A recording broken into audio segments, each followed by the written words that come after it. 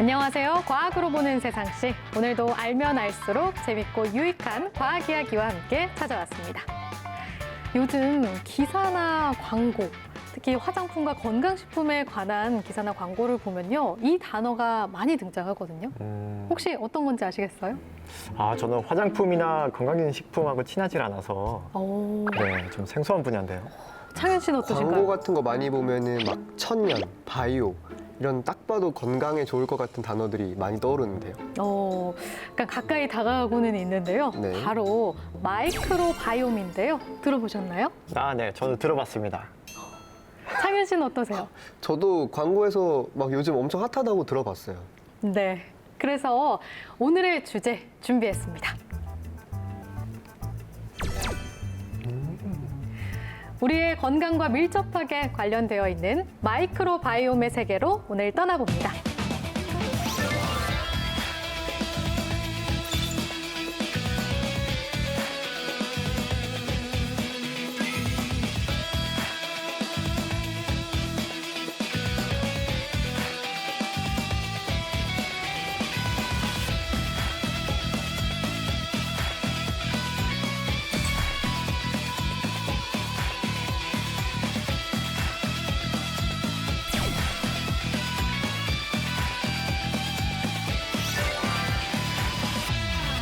마이크로바이옴이 무엇이며 왜 중요한지, 우리의 건강을 지키는 데 어떤 역할을 하는지 오늘 이분들과 함께 풀어보도록 하겠습니다. 먼저 직접 자기소개 부탁드릴게요. 네, 안녕하세요. 저는 장내 질환 개선을 통해서 질병 치료를 연구하고 있는 포항공과대학교 고아라라고 합니다. 반갑습니다. 반갑습니다. 그리고 옆에 또 한 분 자리해 주셨는데요. 직접 소개 부탁드리겠습니다. 안녕하세요. 말 잘 안 듣는 미생물을 말 잘 듣게 하기 위해서 20년 넘게 연구하고 있는 이대희라고 합니다. 반갑습니다. 안녕하세요. 반갑습니다. 아니, 미생물이 말을 잘 안 듣나요? 네, 기본적으로 미생물은 말을 잘 안 듣습니다. 그래서 저희같이 말 잘 듣게 하는 과학자들이 필요한 것 같습니다. 그렇군요. 도대체 왜 말을 잘 안 듣고 어떤 역할을 또 해주시고 계신지 오늘 자세히 이야기 나눠보도록 할게요. 마이크로바이옴이 시작할 때도 얘기 들었지만 화장품, 건강보조식품에 많이 들어있다고 하더라고요. 마이크로바이옴이 뭔가요? 쉽게 말씀드리면 미생물을 뜻하는 마이크롭과 생태계를 뜻하는 바이옴이 합쳐진 미생물 생태계라는 뜻이고요. 우리 몸에 사는 모든 미생물과 그 유전 정보의 총합을 마이크로바이옴이라고 얘기하고 있습니다. 미생물이 질병을 근데 일으킨다는 가설은 사실 최근의 연구만은 아니고 이미 1800년도에 파스테르가 미생물 병원서를 제시를 하면서 제시가 되었지만 최근 들어서 마이크로바이옴이 우리 건강과 질병과 연관된다고 알려지면서 방금 말씀하신 화장품이라든지 기능성 식품이라든지 그다음에 의료, 그다음에 진단에도 활용이 되고 있고요. 그동안 좀 음지에 있던 미생물들이 화려한 조명을 받고 스타덤에 오른 경우라고 볼 수 있겠는데요. 혹시 이런 미생물들이 우리 몸속에 얼마나 그리고 어디에 살고 있는지 궁금하지 않으신가요? 궁금합니다. 네, 그래서 준비했습니다. 오늘 알쏭달쏭 호기심 보따리에서는 우리 몸속의 미생물에 대해서 알아보도록 하겠습니다. 네, 좋습니다. 네, 오늘 알쏭달쏭 호기심 보따리 제가 준비한 판넬이 있습니다. 짜잔! 네, 숫자로 알아보는 몸속 미생물 코너입니다. 먼저 두 분께 질문을 드려보도록 하겠습니다. 네. 우리 몸속에 당연히 미생물이 많겠죠. 막 5마리, 6마리 이러진 않을 겁니다. 미생물이 대체 얼마나 많이 살고 있을까요?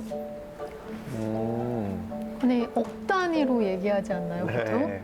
그쵸, 뭐 세포도 굉장히 네. 많으니까 그래서 저는 한 몇십억? 몇십억. 네, 박사님께서는요? 저는 수십만? 수십만. 네. 수십만 대 수십억. 네. 네, 그 결과를 공개합니다. 네. 38조. 38조요? 정말 저도 듣고 놀랐는데요. 네. 38조라고 합니다. 박사님, 이게 맞는 건가요? 네, 우리 몸 안에 있는 미생물은 38조 개가 있습니다. 그래서 실로 어마어마한 숫자라고 할 수 있는데요. 사실 저 38조 써보라고 하면 0이 몇 개인지 저 못 쓸 것 같은데 엄청 많습니다. 그리고 우리 몸의 세포 수가 한 30조 개 되거든요. 그렇게 따지면 우리 인간이 가지고 있는 세포의 숫자보다 우리가 가지고 있는 미생물의 수가 훨씬 많다고 할 수가 있습니다. 그리고 이 미생물은 말 그대로 우리 눈에 보이지 않거든요. 그만큼 작다는 얘기인데 우리 몸이 가지고 있는 미생물을 전부 연결하면 지구 한 바퀴를 돌 수가 있을 만큼 엄청난 숫자입니다. 그래서 실제로 그 미생물이 가지고 있는 유전자 수는 우리 인간이 가지고 있는 유전자 수보다 100배가 많습니다. 예, 그만큼 우리 몸 안에 있는 미생물은 실로 어마어마한 숫자라고 할 수가 있겠습니다. 예. 과연 우리 몸의 주인이 누굴까 다시 한번 생각해 보게 되네요. 그러네요. 세포보다 많으니까요. 네. 아니, 우리 몸 안에 있는 미생물들이 지구 한 바퀴를 이룰 수 있다는 거는 정말 너무 소름 돋는 사실인 것 같습니다. 그러면 그 다음 질문 한번 던져보도록 하겠습니다. 우리 몸 안에 이렇게 미생물들이 정말 많은데 어디에 가장 많이 있을까요? 우리가 흔히 항상 얘기하는 장에 가장 많지 않을까요? 장? 네. 그럼 박사님께서는요? 저도 그럴 것 같은. 네, 맞습니다. 실제로 95%의 대부분. 미생물들이 이 소화기관이 있다고 하는데요. 교수님께서 한번 설명해 주시면 좋을 것 같습니다. 네, 실제 우리 미생물은 우리 장에 집중되어 있는 건 사실인데 사실 우리 피부에도 있고 입 안에도 있고 코 안에도 있고 귀 속에도 있습니다. 네, 말씀하신 대로 95%가 우리 소화기관에 분포되어 있고요. 소화기관은 크게 위랑 소장, 대장으로 나뉘는데 그럼 이 중에서는 어디에 제일 많이 있을 거라고 예상을 하시는지. 그래도 소화가 활발한 네. 소장이 아닐까요? 왠지 대장? 대장? 전 처음에 대장이라고 생각을 했다가 왜 광고를 보면 네네. 뭐 대장까지 살아서 가는 게 뭐 몇 마리다 이런 거 있잖아요. 그러니까 그렇죠. 살아서 가기가 쉽지 않다는 그러네요. 뜻인 것 같아서 네. 그러면 소장이 더 많지 않을까 싶은데. 네, 정답은 대장에 제일 많고요. 그 이유 중에 하나는 이제 위에는 위산 때문에 척박한 환경이라서 미생물 수가 많지가 않고 소장은 여전히 위산의 영향을 받고 그다음에 소장의 움직임 때문에 미생물이 먹을 수 있는 음식물이 머무는 시간이 짧아서 대장으로 결국 음식물이 제일 많이 가고 그 미생물들이 먹고 살 수 있기 좋은 환경이라서 대장에 대부분이 몰려 있다고 볼 수 있고요. 소장하고 대장하고 미생물 수 차이는 만 배에서 1억 배까지 차이가 난다라고 알려져 있습니다. 대장이 훨씬 많다는 거죠. 네. 소화기관 중에서도 대장에 미생물들이 가장 많다는 것을 알 수 있었습니다. 그럼 마지막은 제가 먼저 숫자를 보여드리겠습니다. 200g. 이게 뭘 의미할까요? 일단 몸무게는 아닙니다.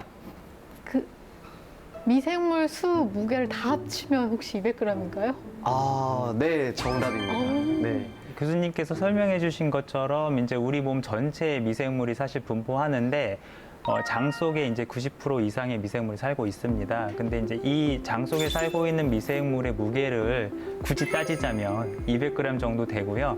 그래서 이제 여러분들 어디 가서 이제 몸무게 말씀하실 때 실제 본인의 몸무게는 미생물의 몸무게를 좀 빼서 말씀하셔도 된다라고 말씀드리고 싶습니다. 너무 좋습니다. 200g의 무게가 빠진 느낌 네. 아주 좋네요. 그래도 이게 어디예요? 네. 네, 이렇게 오늘 숫자로 보는 몸속 미생물에 대해 알아보았고요. 앞으로 더 신기하고 놀란 이야기들이 준비되어 있으니 채널 고정 부탁드립니다. 오늘의 알쏭달쏭 호기심 보따리 여기서 마치도록 하겠습니다. 숫자를 굉장히 많다고만 생각을 했는데 생각했던 것보다 훨씬 많네요. 진짜 상상도 못한 네. 정치였어요. 그러니까. 그리고 저는 또 이 숫자도 놀라운데 이 숫자를 어떻게 밝혀낸 이 과학자분들도 참 대단하다는 생각이 들었습니다. 말도 안 듣는 미생물을 가지고 맞아요. 연구를 하시느라고 참 고생이 많으시죠. 네.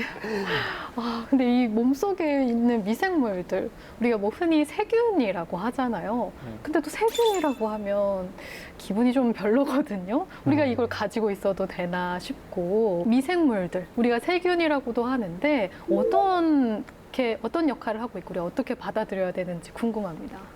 네, 흔히 이제 세균이라고 하면 이제 나쁜 것, 없애야 되는 것이라고 생각하는데 우리 몸에 공생하고 있는 이제 공생 세균들, 장내 세균 같은 경우에는 좋은 역할을 한 유익균도 있고요. 그다음 유해균도 존재를 합니다. 근데 이렇게 이분법적으로 볼 것은 아니고 유익균이라 할지라도 장내 환경이 바뀌게 되면 이것들이 나쁜 역할을 한 유해균으로 변화가 되고 이것들은 중간균이라고 부르게 되고요.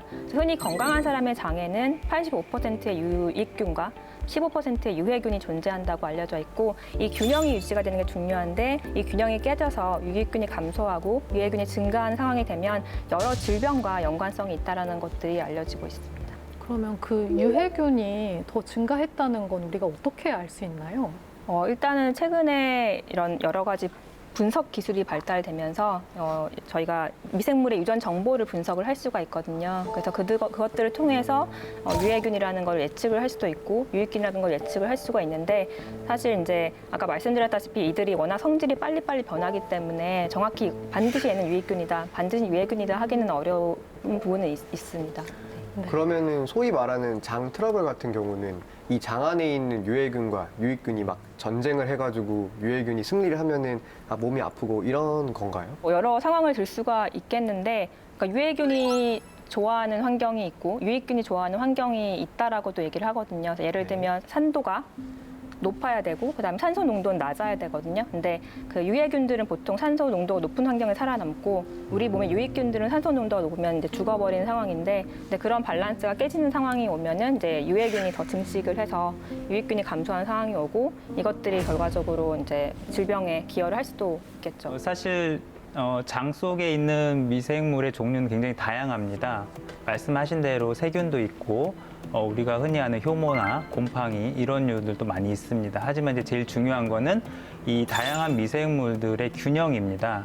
사실 이 미생물들이 상호작용을 통해서 균형을 이루고 있기 때문에 저희가 장 속이 굉장히 건강하고 그 건강한 영양이 저희 몸 전체에 영향을 주는 거거든요. 그래서 이 균형을 유지하는 게 가장 중요하고 또 다양한 미생물이 존재해야만 저희가 또 건강을 유지할 수가 있어요.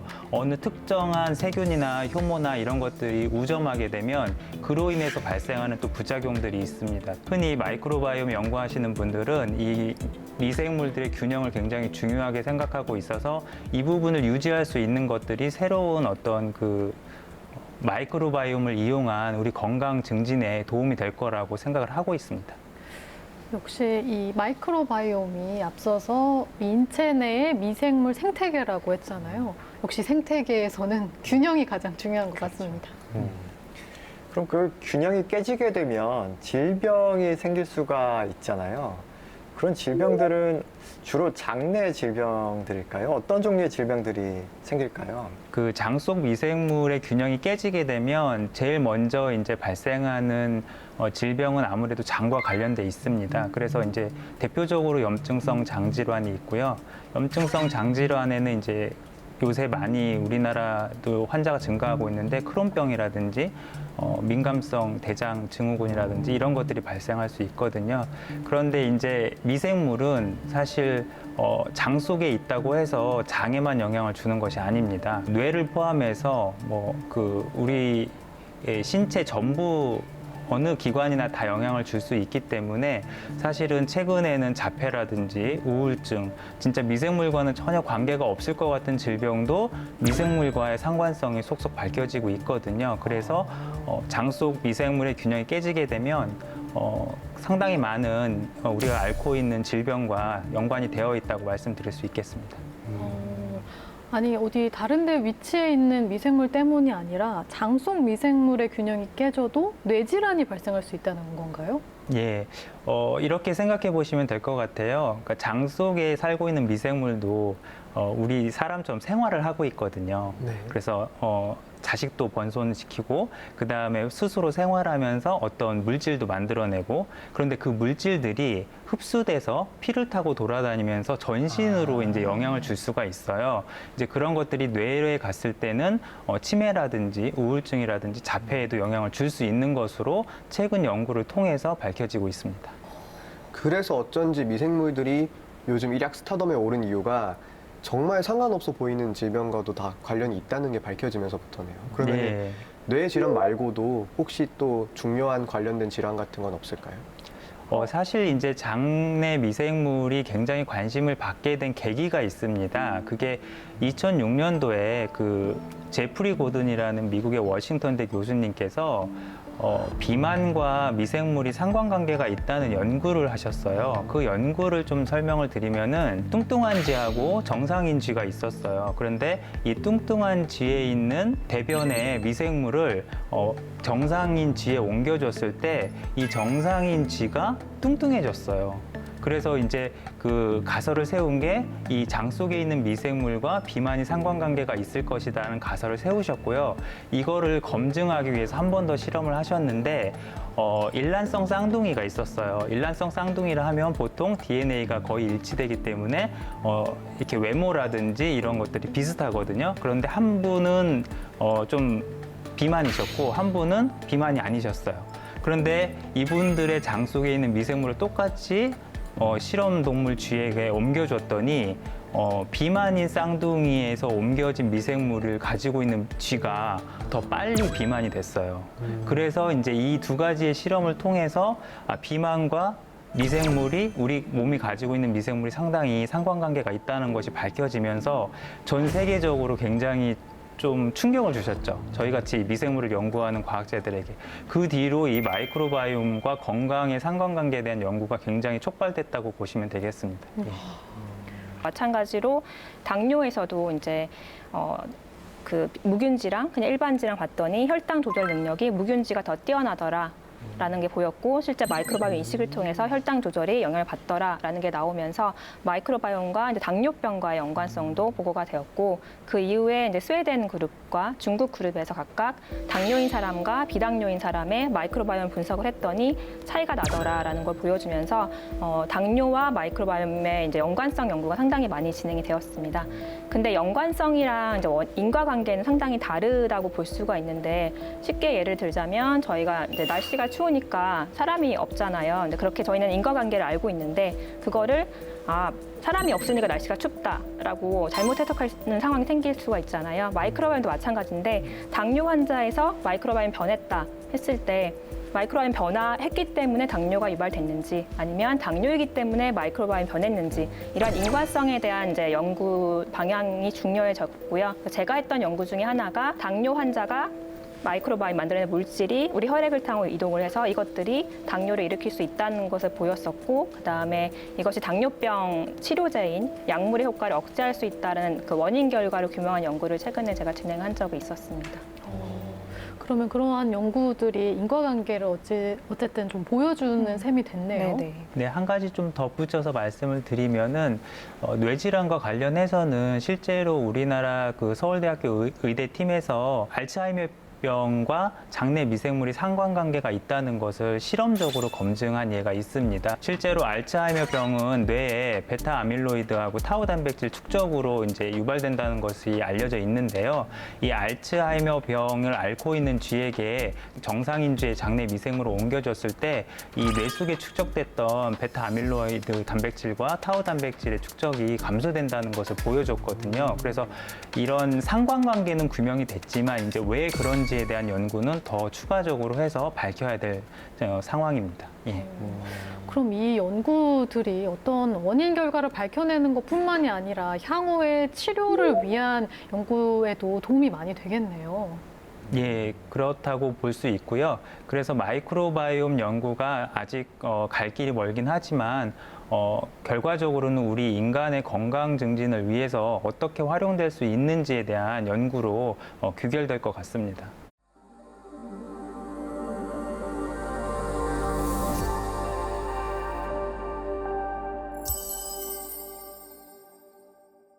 미생물들이 우리 몸속에 굉장히 많이 살고 있으면서 영향을 주고 있잖아요.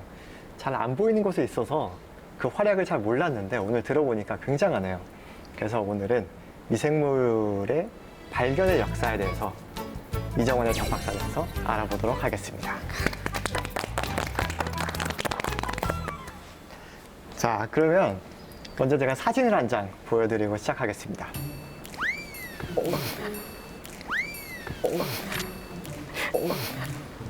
받으셨나요? 조금 전송이 늦게 된 것 같은데.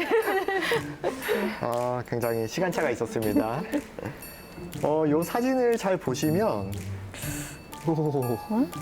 굉장히 낯설게 생겼죠?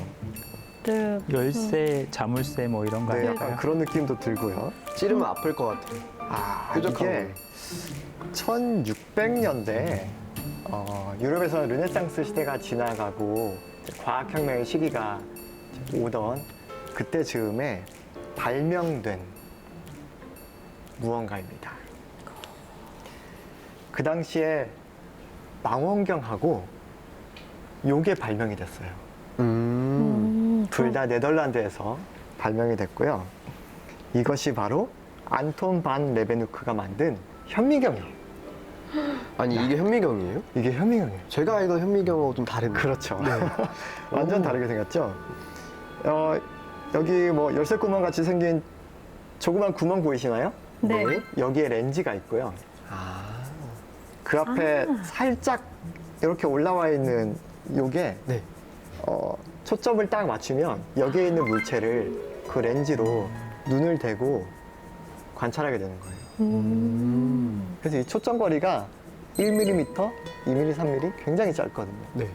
레베누크가 이 현미경을 만들고 이것저것 관찰하기 시작했는데 처음으로 미생물을 발견했던 관찰 재료는 무엇이었을까요? 자연에서 뭔가 특별한 조건이 갖춰지면은 뭐가 막 떨어지잖아요. 비? 비? 그렇죠. 정답입니다. 빗물을 받아가지고 빗물을 받아서 여기에 올려놓고 갖다 댔더니 뭔가 우글거리는 것들이 있더라는 거죠. 아, 그런가요? 네. 비 속에 그런 것들이 있는지 잘 몰랐는데 말이죠. 아마도 하늘에서 곧장 내린 비는 미생물이 없었을 가능성이 크고 어딘가 받아뒀다가 채취를 할 때 미생물이 들어왔겠죠. 근데 이대 박사님 그 레베누크에 대해서 조금 더 소개해 주실 내용 있으실까요? 잘 설명해 주셨는데요. 제가 아는 대로 좀 설명을 드리면은 안토반 레베누크는 사실 정식으로 교육을 받은 과학자는 아니었습니다. 그래서 네덜란드에서 이제 그 옷감을 팔고 사는 이제 그 포목상이었는데 평소에도 굉장히 호기심이 강했고 뭔가를 세밀하게 관찰하는 걸 좋아했었어요. 이분이 어떤 확대경으로 뭘 관찰하는 걸 좋아했었는데 당시만 해도 직접 만들기가 어려웠죠. 그래서 이제 저희가 흔히 알 수 있는 렌즈를 만들기 위해서는 이제 뭐 연금술사라든지 안경을 만드는 사람이라든지 이런 사람들을 졸라서 이제 그런 렌즈를 만들기를 이제 희망을 했었죠. 그래서 이분이 계속 주변에서는 그런 거를 만들 수가 없다는 만류에도 불구하고 끈질기게 렌즈를 만들기 위해서 노력을 합니다. 결과적으로는 당시에 있었던 현미경보다 그 배율이 300배 이상 되는 배율을 렌즈를 개발하면서 저희가 눈으로 볼 수 없었던 물질들을 보기 시작했죠. 사실 인간의 눈은 한 20에서 30 마이크로미터 정도의 작은 물체는 볼 수 있는데 그것보다 작아지면 볼 수가 없거든요. 머리카락의 지름이 한 50 마이크로미터 정도 되니까 저희는 머리카락을 볼 수 있잖아요. 근데 이제 미생물 같은 경우에는 1 마이크로미터 정도 됩니다. 평균적으로. 그럼 저희 눈이 볼 수가 없습니다. 근데 이제 그것보다 훨씬 고배율의 렌즈가 있다고 하면 이제 관찰할 수 있게 되는 거죠. 그래서 이 안토반 레베누크가 개발한 그 당시의 현미경으로 인해서 저희가 이제 볼 수 없었던 인간의 눈으로 볼 수 없었던 것들이 보이기 시작했고 그 중에 대표적인 게 미생물이라고 보시면 되겠습니다. 예. 이렇게 포목상의 호기심으로 이렇게 굉장한 발명과 발견이 동시에 이루어졌던 것 같아요. 자, 그럼 다음 문제로 넘어가겠습니다. 이번에도 사진 보내드릴게요. 짠. 짠. 이번엔 좀 빨리 간 것 같아요. 재빠르게 잡으셨습니다. 이분 아마 이름은 들어보셨을 거예요. 생명 연장의 꿈이라는 광고 카피로 한때 요구르트 이름으로 유명세를 떨치셨던 분입니다. 혹시 기억나시는 이름이 있으신가요? 요구르트요? 예, 요구르트 관련. 파스텔을? 그 파스텔은 아니고 이 사람의 이름은 메치니코프. 들어보셨죠? 네. 바로 그분입니다. 1907년에 생명 연장이라는 논문을 발표했다고 해요. 그래서 사람의 수명을 단축시키는 뭐 나쁜 노폐물들을 미생물을 통해서 뭔가 없애고 생명을 연장시킬 수 있다고 믿었는데 메치니코프가 장수의 비결로 제시했던 그것은 무엇이었을까요가 두 번째 퀴즈입니다. 뭔가 먹는 것과 관련이 있나요? 맞습니다. 아마 그 즐겨 드시는 분도 계실 거예요, 요즘에는. 제가 즐겨 먹는 거면 치킨, 피자 답이 아닐 것 같은데요. 네. 요즘에는 네. 뭔가 장에 좋다고 그래가지고 세균을 막 먹어요. 세균을 먹어요? 네. 장에 좋은.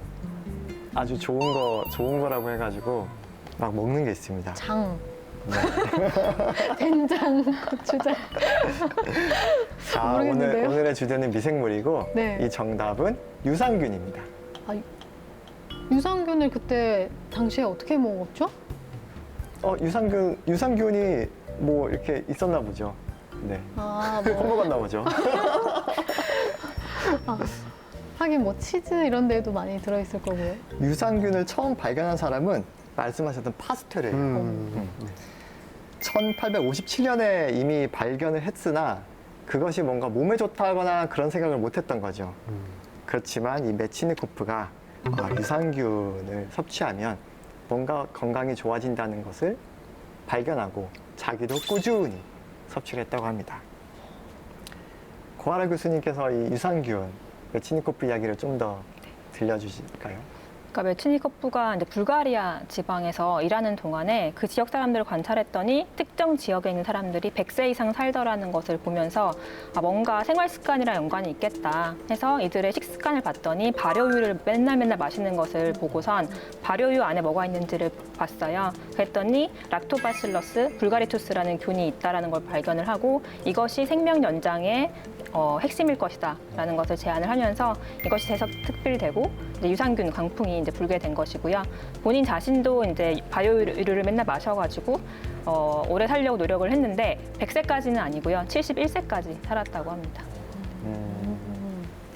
더 오래 사셨으면은 자신이 입증하면서 굉장히 기뻐하면서 그러셨을 텐데 그래도 그 당시 평균 수명에 비하면 오래 사셨던 네. 거예요. 60세 정도가 평균 수명이었다고 해요.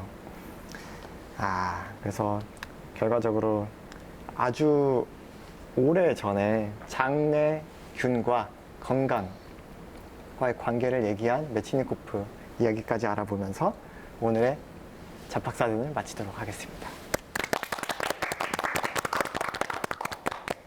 네, 메치니코프. 저는 광고에서만 참 익숙하게 이름을 듣다가 이렇게 대단한 역할을 하신 분인지 이번 기회를 통해서 알게 됐습니다. 저도 이분처럼 유산균을 열심히 먹어서 장수를 해봐야겠다는 그런 마음도 드네요. 네. 저희가 이렇게 마이크로바이옴에 대해서 이야기 나눠보고 있는데요. 결국 중요한 건 마이크로바이옴의 균형이다라고 말씀을 해주셨는데 이 균형을 그러면 우리는 어떻게 깨뜨리지 않고 잘 유지할 수 있는 걸까요? 우선은 저희가 건강한 마이크로바이옴이라는 것은 저희 입장에서 얘기를 하는 거고, 근데 마이크로바이옴도 이제 생물체이기 때문에 이제 이들의 입장에서 생각을 해야 되는데, 이들이 먹을 수 없는 음식, 즉 우리 몸에서 소장에서 다 흡수가 돼버리면 대장으로 안 갈 거잖아요. 그럼 얘네들이 먹고 살아야 되니까 안 하던 행동들을 하게 되는 거거든요. 그래서 건강한 장의 경우에는 우리 장이 있으면 성벽같이 장벽이 있고, 그 다음에 적절한 거리를 두고 이제 마이크로바이옴이 존재를 합니다. 근데 이 거리가 깨지게 되면 얘네들이 침투하는 상황이 발생해서 감염이 일어날 수가 있는 건데, 예를 들면 우리가 얘네들이 먹을 수 없는, 접근할 수 없는 음식을 먹게 되면 얘네들이 먹고 살기 위해서 가장 근접한 것을 먹게 돼요. 즉 우리 장벽에 있는 점막층을 갉아먹는 거죠. 갉아먹게 되면 이들이 가까워져서 결과적으로 안 들어와야 될 게 우리 몸에 들어오고, 이런 상황이 발생해서 감염에 취약한 상태가 될 수가 있습니다. 그래서 이들이 접근할 수 없는 시기가 뭔지를 생각해 보면은 이렇게 정제된 탄수화물 이런 것들은 우리 소장에서 다 흡수가 되기 때문에 얘네들이 접근할 수가 없고, 반면에 식이섬유가 풍부한 그러한 복합 탄수화물, 복합당의 경우에는 대장까지 가게 되는데, 그 이유는 우리 몸이 분해를 못하기 때문에 미생물이 대신 분해를 해서 산물을 만들어지고, 그 만들어진 산물들이 우리 건강에 좋은 역할을 한다는 게 또 알려져 있고요. 또한 이제 식이섬유가 부족하게 되면은 또 얘네들 먹고 살기 위해서 잘 안 쓰던 그 단백질을 구성하고 있는 아미노산을 분해한다든지 이런 행동을 하게 되는데 아미노산을 분해하면 보통은 독성 있는 물질이 많이 만들어져요. 그래서 그러한 원인 때문에 이제 식이섬유가 풍부한 혹은 미생물이 접근 가능한 시기를 먹어야 얘네들이 행복하고 원래 하던 행동을 하고 안 하던 행동을 방지시킬 수 있기 때문에 그걸 통해서 균형을 맞출 수 있고 건강을 지킬 수 있지 않을까 생각을 할 수 있을 것 같습니다. 약간 상식과 다르네요. 네. 약간 굶어 죽여야 될 것 같은데 그러니까요. 오히려 잘 먹게 편안하게 살도록 환경을 만들어 주는 걸로 균형을 유지한다. 굉장히- 예전에는 네. 이제 흰쌀밥을 먹는 게 약간 부의 상징이라고 했다면 네. 지금은 여러 가지 잡곡을 저희가 섞어서 이제 먹잖아요. 네. 그러한 이유가 이제 방금 교수님 설명해 주셨던 그러한 잡곡 속에는 우리가 소화할 수 없는 식이섬유라든지 이런 성분들이 있거든요. 그런 것들이 대장까지 쭉 이어지면서 대장에 있는 미생물들을 살아남게 도와주는 거죠. 그래서 이제 장소 건강이 더 튼튼해지는 거죠. 예. 아, 교수님 말씀 들으니까 좀 반성을 많이 해야 될 것 같아요. 이때까지 제가 제 뱃속에 38조나 되는 미생물들을 너무 많이 괴롭힌 것 같아서 이 자리를 빌어서 좀 사과의 말을 하고 싶습니다. 네. 얘들아 미안해. 앞으로 너네가 좋아하는 거 좀 많이 먹어줄게. 아니 어디다 대고 말씀하시는 거예요? 아 여기 얘네도 볼 거예요. 찾아보죠. 했으니까. 네. 대답이 오던가요? 아 이제라도 알았으니까 됐다. 약간 이런 식으로 말을 그래. 하네요. 네. 잘 지내보자. 네, 이렇게. 잘 지내보자. 식습관이 굉장히 중요하다는 걸 또 알게 됐고 저도 더 노력을 해야겠다는 생각이 드는데 그럼 두 분 교수님 박사님은 굉장히 건강한 식습관을 가지고 계시겠죠? 저는 사실은 뭐 그러려고 노력을 하는 편이긴 한데 저의 개인적인 생각은 뭐든지 잘 먹고 튼튼하자이거든요. 그래서 따로 뭐 가리는 음식은 없지만 주로 섭취하는 음식은 이제 채소류가 저는 고기류보다는 좀 더 선호하는 편이고 또 이제 그 발효 음식 같은 경우에는 이제 더 어려서부터 이제 적응되어 있는 음식이긴 하지만 좀 더 선호하는 편이에요. 그래서 이제 아무래도 인스턴트보다는 발효 음식을 좋아하는 편이긴 합니다. 예. 교수님께서는 저는 약간 정반대인데요. 제가 우선 저도 행복하고 애들도 행복하다는 생각으로 일주일에 한 번 정도는 얘네들한테 행복한 음식을 먹고요. 대부분은 저한테 좋은 음식을 네, 밀가루 이런 것들을 많이 먹고 지금 그렇습니다. 서로 행복한 게 아니라 나의 행복을 더 추구하고 계신 것 같은데. 교차로 행복하자 이렇게. 역시 중이 제 머리 못 깎는다고. 저도 반성이 됩니다. 사실 네. 그냥 대충 먹자 하고 인스턴트 음식 손 씻잖아요. 맞아요, 그렇게 먹게 맞아요. 되는데 건강을 위해서는 신경을 써야겠구나 싶습니다. 저희가 이제 먹는 걸로도 저희의 그 장 속 미생물의 균형을 유지할 수 있지만 현대인들이 가장 우려하는 것 중에 하나는 바로 항생제입니다. 그래서 저희가 이제 항생제 하면 기본적으로 살아있는 것들을 죽이는 물질이기 때문에 저희가 그것을 먹었을 때는 장 속에 있는 미생물도 같이 죽게 되거든요. 물론 이제 항생제가 저희 몸속에 있는 염증을 치료해서 저희의 병도 치료해 주지만 그와 동시에 우리 몸속에 있는 미생물들도 같이 죽게 됩니다. 실제로 항생제를 장기간 투여했을 경우에는 우리가 원래 가지고 있던 장내 미생물의 균형이 깨지고 그것이 다시 회복되는 데까지는 상당히 오랜 시간이 걸리는 걸로 알고 있고요. 특히 이제 그 위를 감염시켜서 위암을 일으킨다고 알려져 있는 헬리코박터 파이로리 같은 경우에는 저희가 이제 그 건강검진에서 이 헬리코박터 파이로리의 감염 유무를 확인할 수가 있잖아요. 이런 경우 이제 이 병원균을 치료하기 위해서 항생제를 장기간 투여하게 되는데 그렇게 되면 이 장 속에 있는 미생물이 거의 다 사멸하게 됩니다. 그래서 실제로 이제 면역력이 떨어지고 그래서 알러지처럼 피부에 발진이 드러나고 이렇게 되거든요. 그럼에도 불구하고 이제 저희가 이 유해균을 퇴치하기 위해서 어쩔 수 없이 항생제를 쓰긴 하지만 그만큼 항생제가 우리 장 속에 있는 미생물의 균형을 깨뜨리는데 아주 큰 역할을 하고 있어서 절대로 오남용을 해서는 안 되는 그 의약품이라고 할 수 있겠습니다. 그렇군요. 마이크로바이옴 이 균형을 지키기 위해서 항생제 투약을 신중히 하고 또 식습관도 건강히 가지고 또 하나 유산균도 열심히 먹어야겠다라는 생각이 들거든요. 근데 요즘에 보면 유산균 제품들이 굉장히 많아요. 뭐 맞아요. 프리바이오틱스, 프로바이오틱스 이름 종류도 다양하고 뭐 가루 형태도 있고 액체 형태도 있고 너무 많아서 사실 어떤 걸 어떻게 골라야 할지 너무 어렵거든요. 저희에게 좀 팁을 알려주실 수 있을까요? 네, 제가 평소에 그런 질문을 많이 받는데 제가 오늘 강연을 통해서 그 부분에 대해서 설명을 드리도록 하겠습니다. 그럼 앞으로 모시겠습니다. 네, 최근 이제 광고들에서 프로바이오틱스, 프리바이오틱스뿐만 아니라 포스트바이오틱스라는 용어들이 들려서 이 부분에 대해서 간략하게 우선 설명을 드리겠습니다. 여기 프로바이오틱스, 그 다음에 프리바이오틱스, 그리고 최근에는 포스트 바이오틱스, 그 세 가지 용어들이 들을 수가 있는데요. 간략하게 설명을 드리면 프로바이오틱스는 위하여라는 뜻의 프로와 생명이란 뜻의 라이프, 그러니까 프로바이오틱스가 합쳐진 생명을 위하여라는 말이고요. 그래서 우리 사람이 여기 있었을 때 사람의 건강을 증진시키는 데 있어서 유익한 효과를 갖는 살아있는 미생물을 얘기합니다. 즉 생균이고요. 저희가 먹는 거는 생균으로 보시면 됩니다.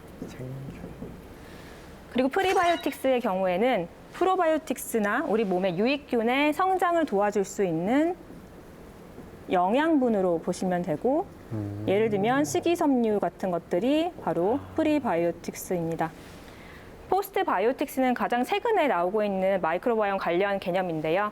이것이 생균이라면 이제 죽어있는 균 혹은 죽어있는 균이 플러스 그것이 포함한 단백질, 세포의 요소 아니면 대사체 같은 것들이 만약에 프로바이오틱스처럼 사람의 건강을 개선시킨다면 이것들을 포스트바이오틱스라고 명명을 하고 있습니다. 근데 이것보다 가장 많이 들었던 것은 아마 유산균이실 텐데요. 유산균이랑 프로바이오틱스는 정확히 동일한 개념은 아니고 유산균은 프로바이오틱스에 속하는 개념으로 보시면 됩니다. 유산균은 유산, 즉 젖산을 생산하는 박테리아들을 말을 하고 락토바실러스, 비피도박테리아 같은 유산을 생산하는 박테리아들을 포함하고 보통 11종에서 15종 정도가 시판하는 제품에는 포함이 되어 있습니다. 그래서 이렇게 유산균이 그러면 어떻게 우리 건강에 유익한 역할을 할까를 생각을 해보면 만약에 건강한 사람이 유산균을 먹었을 때 그럼 이게 먹은 유산균이 우리 몸에 항상 있느냐? 그거는 아니고요. 대부분 먹고 중단하고 2주 정도가 지나면 똥에서 발견은 되지는 않습니다. 그래서 일시적으로 머물러서 어떠한 역할을 하고 사라지는 존재라고 보시면 되는데 그럼 유산균이 어떤 역할을 하는 거냐 보면 유산균은 유산, 젖산, 혹은 아세트산을 생산을 하고요. 이것들이 결과적으로 유익균의 성장을 도와줍니다. 그 다음에 유익균의 성장에 좋은 장내 환경을 만들어주고요. 이렇게 증식된 유익균은 본인들이 좋아하는 또 환경을 만들고 또 유익균은 식이섬유를 활용해서 여러 물질들을 만들어서 그 물질들이 우리 몸에 들어와서 항염증, 항암, 그 다음에 대사 증진의 효과를 갖는다고 알려져 있습니다. 방금 나왔던 그러면 항생제 관련해서 우리가 유산균을 언제 먹지 말아야 될지에 대한 고민을 해볼 수가 있는데 가장 최근의 연구에 의하면 항생제를 사람한테 먹인 다음에 3가지 그룹으로 나눴어요. 그래서 첫 번째는 그냥 원래대로 둔 거. 두 번째는 자기 자신의 분변, 그러니까 항생제를 먹기 전에 분변, 똥을 모아놨다가 그 똥을 먹은 사람들, 즉 분변 이식을 한 경우가 있고요. 세 번째가 바로 유산균을 먹었어요. 그래서 이때 비교를 했던 게 그러면 장내 환경이, 장내 마이크로바이옴이 항생제 먹기 전으로 돌리는 속도를 비교를 했을 때 가장 빨랐던 게 어떤 그룹이었을 것 같으세요? 유산균. 유산균 또 설마 분변?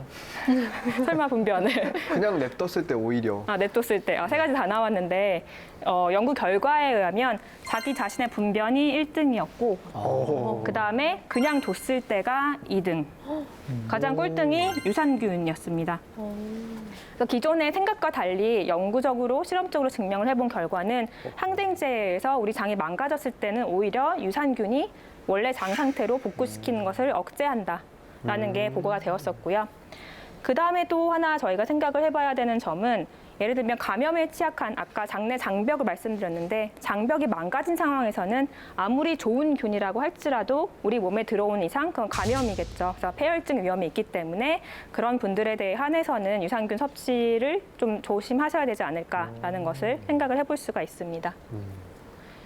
네, 오늘 제가 준비한 내용은 여기까지입니다.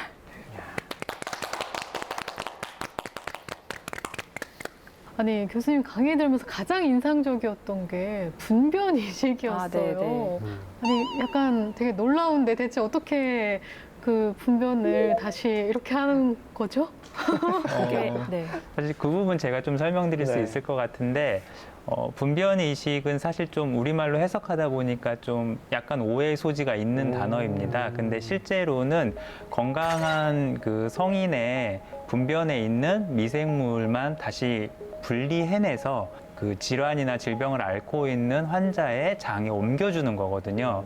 그래서 엄밀하게 말하면 분변을 직접 이식하는 것보다는 그 분변에 있는 미생물과 미생물이 만들어내는 물질을 옮겨준다 이렇게 이해하시면 될 것 같고요. 미국 같은 경우에는 실제로 질병을 치료하기 위한 의료기술로 활용이 되고 있고 장내 미생물 은행도 운영이 되고 있습니다. 그래서 미국 전역에 걸쳐서 1000여 개의 은행이 운영이 되고 있고요. 그리고 우리나라에서도 이러한 우리나라 표준 한국인 표준 성인의 장내 미생물과 그 물질들을 은행으로 하려고 노력을 하고 있습니다. 예. 그러면 다른 사람의 것을 이렇게 해도 관계가 없나요? 실제 그런 사례들이 있긴 한데요. 병원에 이제 입원을 했을 경우에 이제 CDP 감염에 걸릴 확률이 높아지게 되는데 그런 CDP 감염 환자들에게서 분변 이식, 그러니까 Fecal Microbiota Transplantation (FMT가) 가장 효과적이다라는 것은 보고가 되었었어요. 그랬는데 최근에 보고에 따르면 그렇게 건강한 사람의 분변을 받았는데 이 CDP 감염 환자가 죽은 사례가 있었기 때문에 이렇게 모든 사람한테 적용될 수 있는 건 아니구나. 그래서 주는 공여자의 분변에 대한 그 스크리닝이 필요하다라는 것들이 제안이 되고 있습니다. 이제 생균을 살아있는 균을 먹는다는 것 자체가 우리 몸의 상태에 따라서 그게 어떤 사람에게는 문제가 없지만 나한테 문제가 있을 수가 있기 때문에 그런 거를 회피하기 위한 방법으로 생균이 아닌 사균체 아니면 이들이 만드는 물질을 활용하는 이제 노력들도 이루어지고 있습니다. 그래서 다방면으로 노력이 진행이 되고 있어서 조만간은 아니지만 이제 미래에 마이크로바이옴을 기반으로 한 치료제가 가능하지 않을까라고 기대를 하고 있습니다. 그럼 그런 질병 치료에 뭐 굉장히 많은 투자가 필요할 것 같은데 요즘 연구나 투자 현황은 어떨까요? 미생물들을 골라가지고 그 조합들을 다방면에 걸쳐서 연구를 한 다음에 그걸 이식해주는 거를 하고 있는 회사들이 실제로 미국과 유럽을 중심으로 굉장히 많은 투자를 받고 있습니다. 그래서 실제로 그런 질병을 가지고 있는 환자들에게 그것들을 이식했을 때 어떤 효과가 있는지를 임상실험을 진행을 하고 있고요. 그 다음에 자연적으로 그런 기능을 가지고 있는 미생물도 있지만 저희가 예를 들어서 암을 치료한다고 하면 암을 자연적으로 치료해주는 미생물은 없을 수 있거든요. 그런 경우에는 이제 저처럼 공학을 하는 사람들이 암을 치료할 수 있는 어떤 기능을 부여를 해서 새로운 미생물을 만들어서 이 미생물이 그러한 질병을 치료할 수 있게 만들거든요. 그래서 그러한 기업들도 최근에는 굉장히 많은 투자와 관심을 받고 있어요. 실제로 미국에서는 나스닥에 상장된 회사들도 좀 있고요. 그리고 계속해서 지금 코로나로 어려운 상황임에도 불구하고 지속적으로 많은 투자가 이루어지고 있습니다. 우리나라 같은 경우에도 우리나라는 전통적으로 사실 미생물 강국이에요. 특히 뭐 잘 아시겠지만 김치로 대표되는 발효 음식에 있는 이 미생물들을 연구를 통해서 저희가 오래 전부터 이 미생물 강국이었기 때문에 사실 마이크로바이옴을 이용한 연구가 우리나라의 강점 분야가 충분히 될 수 있을 거라고 저는 생각을 하고요. 그런 면에서 전통적으로 우리나라의 발효 제품들을 생산했던 기업들, 유제품이라든지 김치라든지 이런 것들을 생산했던 기업체에서 최근에는 새로운 사업 분야로서 마이크로바이옴을 이용한 어떤 치료제라든지 건강 기능성 식품이라든지 이런 것들을 많이 내놓고 있습니다. 우리나라가 미생물 전통 강국이라고 하셨는데 세계적으로 보면은 순위가 어느 정도 되나요? 저는 5위 안에 들 거라고 생각을 하고 있어요. 예, 자부심을 가지고 있습니다. 아니, 발효식품 얘기하셔서 이제 더 열심히 김치 먹고 열심히 막걸리도 마시고 해도 될 것 같은 네. 그런 생각이 드네요. 이제 마지막 공식 질문만을 남겨두고 있는데요. 그래서 마이크로바이옴은 이것이다. 빈칸에 각자만의 답을 넣어주시면 됩니다. 네. 오늘도 창현 씨 준비되셨나요? 네, 언제나 준비되어 있습니다. 네. 저는 마이크로바이옴은 우리 몸의 아마존이다 라고 생각합니다. 아마 사실 아마존이 지구의 허파라고 불리잖아요. 우리 몸 안에도 여러 가지 물질들이 상호작용하지만 마이크로바이옴이 정말 뇌부터 발끝까지 안 미치는 데가 없을 정도로 굉장히 중요한 역할을 한다고 생각했습니다. 네. 다음은 제가 해보겠습니다. 그래서 마이크로바이옴은 보이지 않는 손이다. 이렇게 지어봤습니다. 사실 우리 눈에는 보이지 않잖아요. 그런데 우리 몸 전반을 관할하고 있는 마치 보이지 않는 손 같아서 이렇게 이름을 붙여봤고요. 또 사람마다 또 다 다른 생태계를 구성하고 있다고 해서 마치 손의 지문이 다 다른 것처럼 그런 느낌이 들어서 이렇게 지어봤습니다. 네, 좋습니다. 그러면 다음은 두 분께 부탁드릴게요. 누가 먼저? 교수님 먼저. 네. 네. 저는 이제 평생을 저랑 같이 살아가야 되는 동반자라고 생각을 하고요. 제가 평소엔 잘 못하고 있지만 그래도 살살 달래가면서 저랑 같이 오랫동안 잘 살 수 있도록 노력해야 되기 때문에 네, 동반자라고 생각을 하고 있습니다. 네. 마지막으로 저는 마이크로바이옴은 금쪽 같은 내 새끼다. 라고 말씀드리겠습니다. 정말 금쪽 같은 내 새끼처럼 저희가 잘 돌보고 잘 균형을 맞출 수 있게 좋은 것 먹고 항생제 덜 먹고 하면서 잘 관리해야 저희한테 정말 소중한 존재로 남을 수 있거든요. 그래서 저는 마이크로바이옴은 금쪽 같은 내 새끼다라고 지어봤습니다. 네, 그러면 제가 4가지 키워드를 모아서 한 문장으로 정리를 해보겠습니다.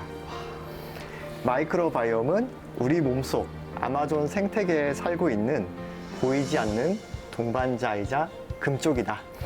이렇게 정리하겠습니다. 어떻게 이렇게 바로 정리를 하실까?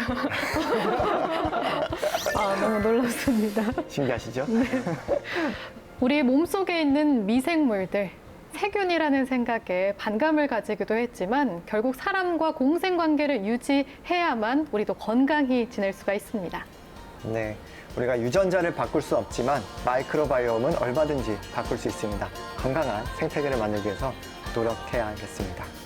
오늘 저희가 준비한 소식은 여기까지입니다. 다음 시간에도 재밌고 유익한 과학 이야기 들고 찾아뵙도록 하겠습니다. 그럼 다 함께 외쳐보겠습니다. 과학으로 보는 세상, 씨!